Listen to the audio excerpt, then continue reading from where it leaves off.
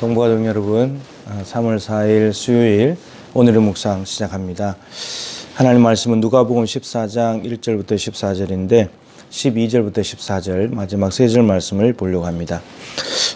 어떤 사람이 잔치를 베푼답니다. 점심이나 저녁이나 이렇게 음식을 차려놓고 사람들을 초청해서 잔치를 베풀 때 예수님께서 그 초청해야 될 대상들을 어떤 사람을 초청해야 될지를 말씀을 하고 있습니다. 대부분의 사람들은 가족들을 부를 것이고 또 친구들, 친척들, 가까이 지내는 사람들, 그런 사람들 부르겠죠.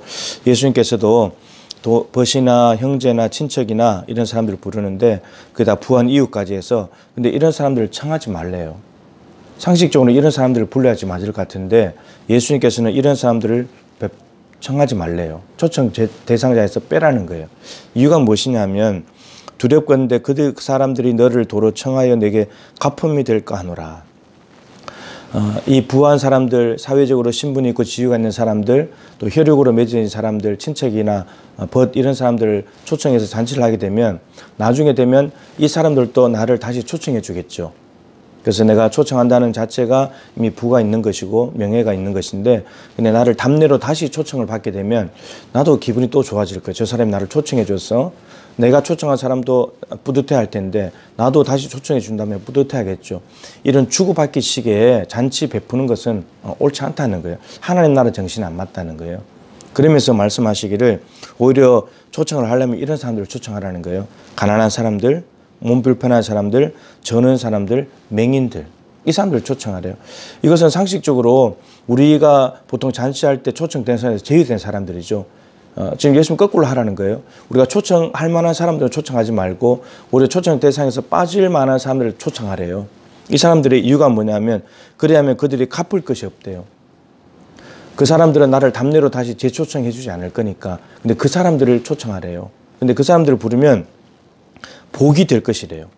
우리가 생각할 때는 사회적으로 신분도 있고 지위도 있고 부한 사람들, 가까운 사람들을 불러다가 초청하고 나를 답례로 다시 재초청을 해주면 이게 복일 것 같잖아요.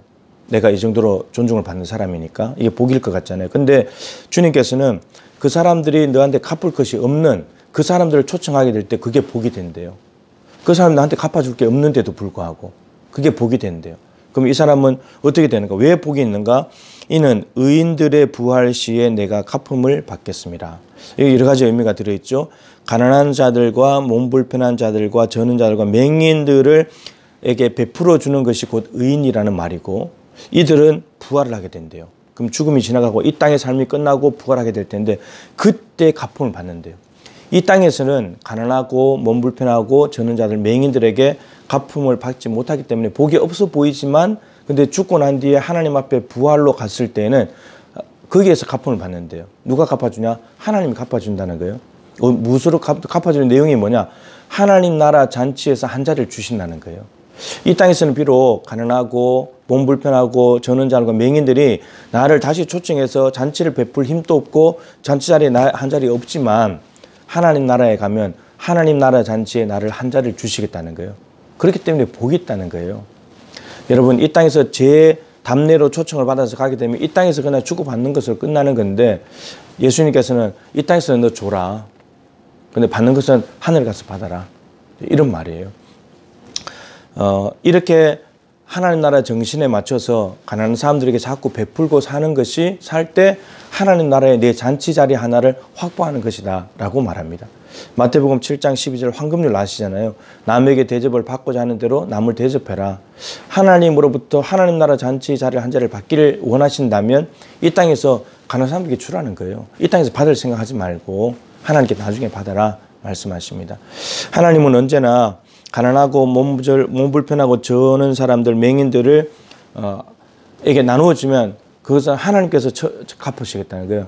하나님 앞으로 천국에서 내미는 것과 똑같다는 거예요. 그리고 그것은 곧 하나님이 한 것이나 다름이 없다고 말씀하고 계시죠. 마태복음 25장에도 작은 자에게 한 것이 곧 내게 한 것이니라 너희는 의인으로서 양편의 수가서 하나님 나라 잔치에 들어가게 될 것이라고 말씀하셨습니다. 여러분 이 땅에서 복 받기 원하십니까? 아니면 하나님이 갚아주시는 하나님 나라 잔치에 한 자리 차지하는 그 복을 받기를 원하십니까? 오늘도 여러분 주변에 있는 가난한 사람들을 돌보는 것이 하나님 나라에서 복을 쌓는 방법입니다. 하나님 나라 잔치의 자리를 확보하는 방법입니다. 이런 하나님 나라의 원리를 마음속에 새기시고 오늘 가난한 이웃들을 볼 때 100원짜리 하나라도 주면서 살아가서 하나님으로부터 엄청나게 복을 받고 상을 받는 하나님 나라 잔치의 주인공 될 수 있기를 주님의 이름으로 축복합니다.